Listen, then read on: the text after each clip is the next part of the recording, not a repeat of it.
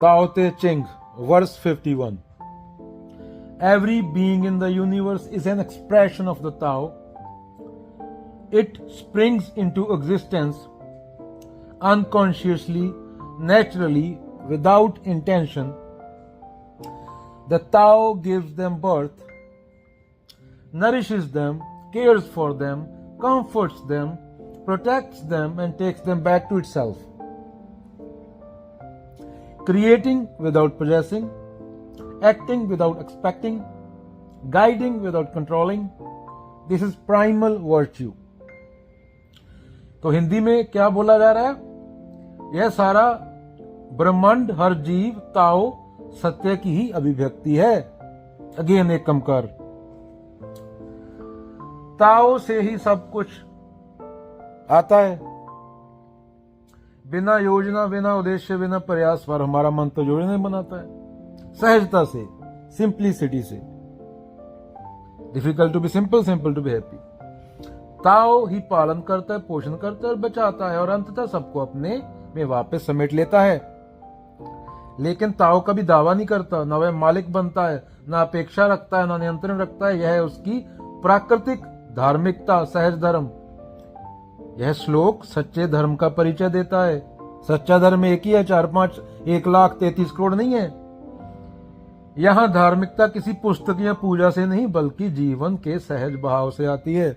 एक बंदे ने पूरी जिंदगी पेड़ लगाए, मरने वाला है वो, उसको बोलते हैं तेरे मरने में 5 मिनट लगे हैं, बोलता नहीं 5 मिनट में ही पेड़ लगाऊंगा। बोलते क्या मिलेगा? बोलता कुछ नहीं, ऑलरेडी बहुत कुछ मिल चुका। यह है ताओ। माया ही जो मन से ना उतरे, माया के ये सोए।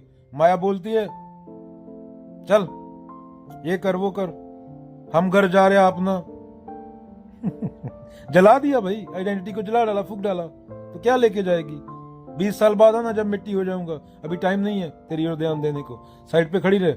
महावीर नंगे खड़े थे, माया आके क्या करेगी उसके पास?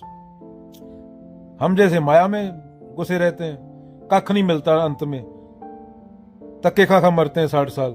अच्छा कर्म करो, खुद से ऊपर उठ के। खुद में पशु जीता है, प्राकृतिक और मानसिक रूप में। तो ताओ एक सच्चा धर्म है, सहज भाव, किसी पुस्तक से नहीं आता, वो जीवन के साथ बहना।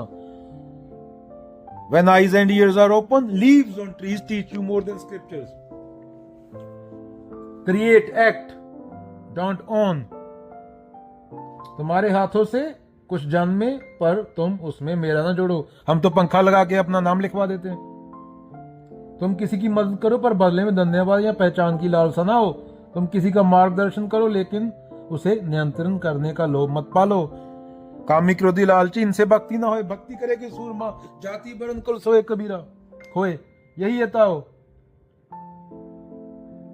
ताओ करता है लेकिन करता नहीं बनता। ताओ देता है लेकिन स्वामी नहीं बनता। ताओ साथ होता है लेकिन जंजीर नहीं बनता। एक उदाहरण ले लो, राजा अशोक। कलिंग युद्ध के बाद राजा अशोक ने जब कलिंग युद्ध किया, हजारों लोग मारे गए, विजय तो मिल गई, लेकिन मन को शांति नहीं मिली। उसी क्षण अशोक को बोध हुआ, चंगेज खान को नहीं हुआ था, सिकंदर को नहीं हुआ था। वो ऐसे तड़प तड़प के गए, मैंने जीत कर पाया क्या? इसके लिए जागृत होना चाहिए। वो मेरे ही लोग थे, जो बचे हैं वो भी डरे हुए हैं। उस दिन अशोक ने बुद्ध का राह पर चल पड़े। उसने साम्राज्य तो नहीं छोड़ा, लेकिन अब वह राजा नहीं, सेवक का माध्यम बन गया, सेवक बन गया।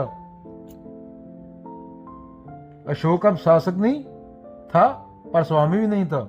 उसने सड़कें बनाई, अस्पताल बनाए, जलाशय खुदवाए, पर कभी मैंने किया यह मान नहीं पाला। उसने कार्य किए बिना किसी फल की इच्छा के।